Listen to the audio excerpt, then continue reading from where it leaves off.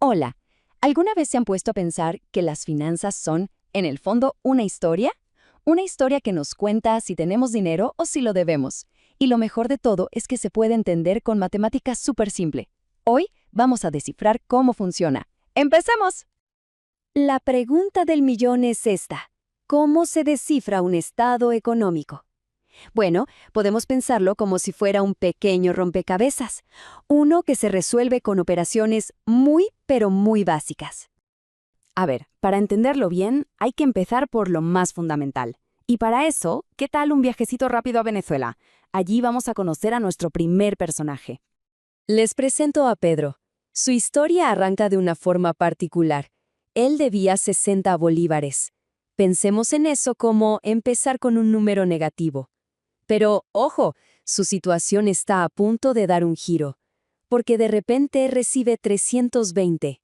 Y aquí es donde la matemática nos cuenta qué pasó exactamente. El viaje financiero de Pedro empieza en -60, ¿cierto? Y a eso le vamos a sumar los 320 que acaba de recibir. La operación, como ven, es de lo más sencilla. El resultado, 260. Y es un número positivo. ¿Qué significa? Pues que Pedro no solo logró saldar su deuda, sino que además ahora tiene 260 bolívares a su favor. Así que, primera gran lección del día, un número positivo significa tener dinero. Ok, eso estuvo fácil. Pero, ¿y qué pasa cuando la historia es al revés? Cuando los números nos llevan en la otra dirección. Para descubrirlo, ahora vamos a viajar a Ecuador a ver un caso totalmente distinto con su antigua moneda, el sucre. En este caso, el punto de partida es, bueno, es positivo. La persona tiene 1170 sucres.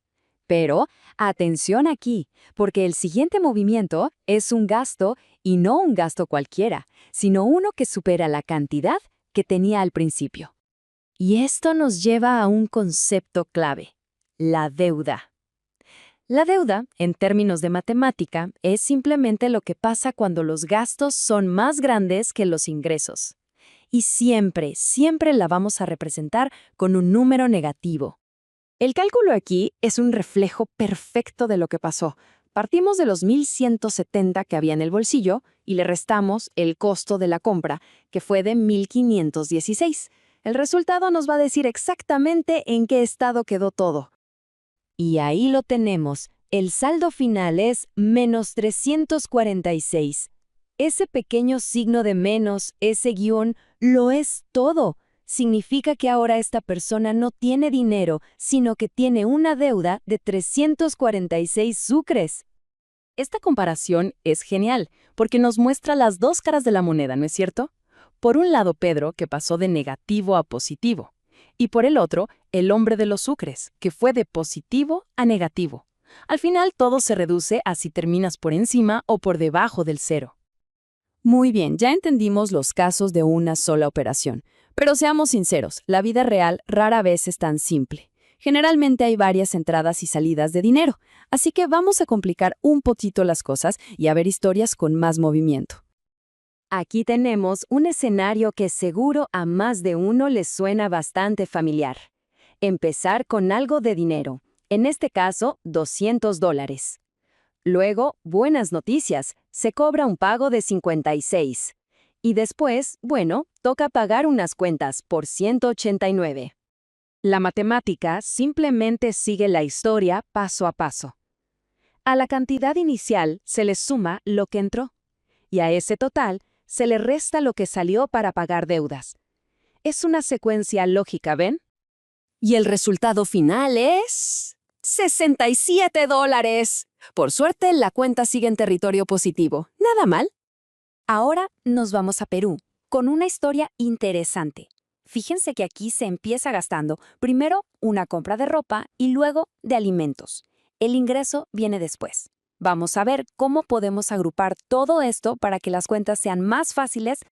Una forma muy ordenada de hacerlo es sumar primero todas las salidas de dinero. Si juntamos el gasto en ropa y en alimentos, nos da un total de 1,843 soles. Y recién ahí, consideramos ese ingreso grande de 2,280.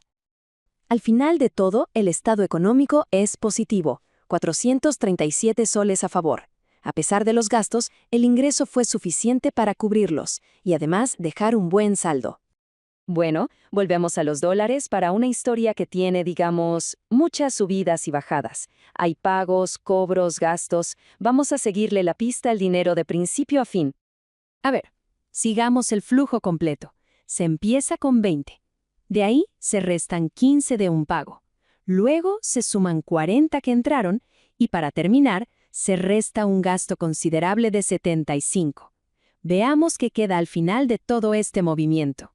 Y el resultado final de toda esta actividad es menos 30.